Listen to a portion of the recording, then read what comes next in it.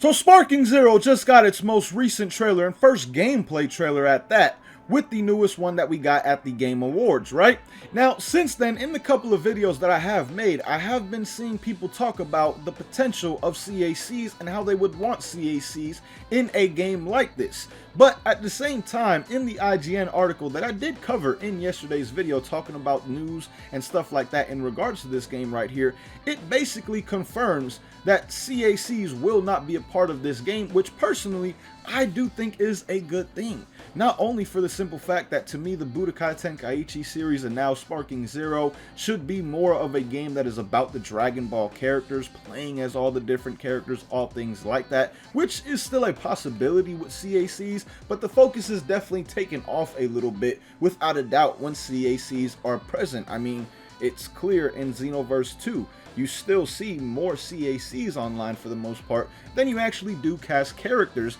even though the roster is absolutely massive. So I would much more prefer the focus of Sparking Zero to specifically be on these characters, making them as fire as possible, as opposed to having CACs in this game, on top of the fact that if you look back at Spike Chunsoft's history with CACs in video games, the games have not turned out the best. I mean, Jump Force is one of them, and obviously Jump Force did not turn out to be what a lot of us were hoping for when it comes to an anime crossover like that. And then also, you had Ultimate Tenkaichi, where they did do some good things for the CAC. I mean, they had spiking hair, and I believe they even might have had moving sandtails in that game, something that Xenoverse 2 still has yet to do till this day for us. But at the same time, the game as a whole was just not that great, and it shows not only in the sales, but when you talk to somebody about that game who actually played it, there are not many good things that they actually have to say about Ultimate Tenkaichi.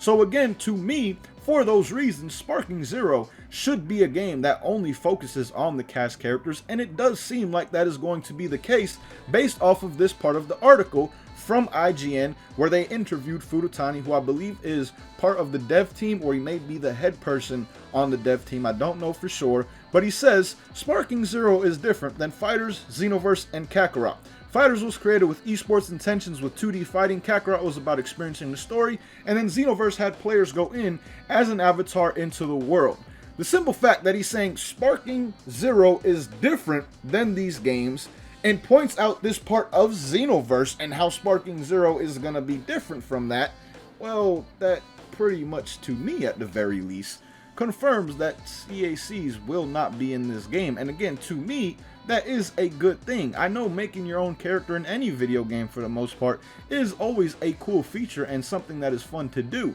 But at the same time, with a game like this, like I said before, I just would really much more than focus on the cast characters, making them as cool and as fun as possible at the same time, as opposed to having CACs, which whenever a CAC is included, it's usually a massive part of the game, like it is with Xenoverse 2, and so much work goes into them that, well, some of the cast may be lacking in some areas. I mean, if you look at Xenoverse, there's a lot of reused assets when it comes to like combos and things like that. Moves, I mean, full power energy wave is one of the most common moves in the game, literally. So things like that do take away, or when the CAC is in the game, it does take away, and you see more things like that in actual games. With Sparking Zero, I just want to see this be as good of a game as possible when it comes to the cast characters, and have them be as unique as possible at the same time. And I definitely do think that CACs would take away from that, because there's just so much work that would have to go into making those CACs and making them available with all the different moves that are going to be in the game and things like that. So again, to me, this article right here pretty much confirms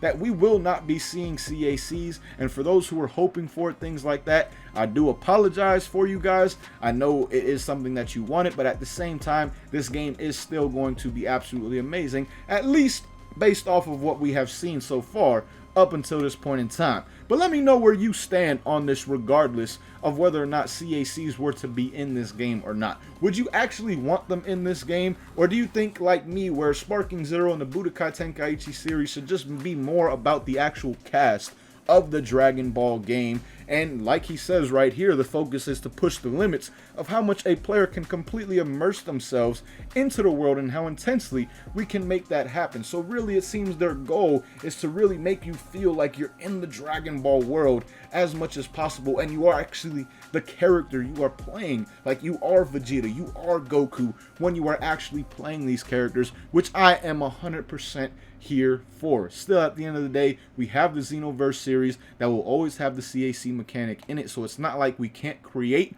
our own Dragon Ball character, because we still have that possibility with Xenoverse, and I'm just glad that it seems Sparking Zero is not going to have that in the game and just mainly focus on making this game as good as possible and as realistic to the actual anime as they possibly can. So again, let me know where you would stand with this, whether or not you would want them in the game or not, why you would want them in the game or not, all things like that down below in the comments. So till next time, my boys, thank you for watching. Hope you enjoyed, and as always, hope you have a good one. Hey, y'all.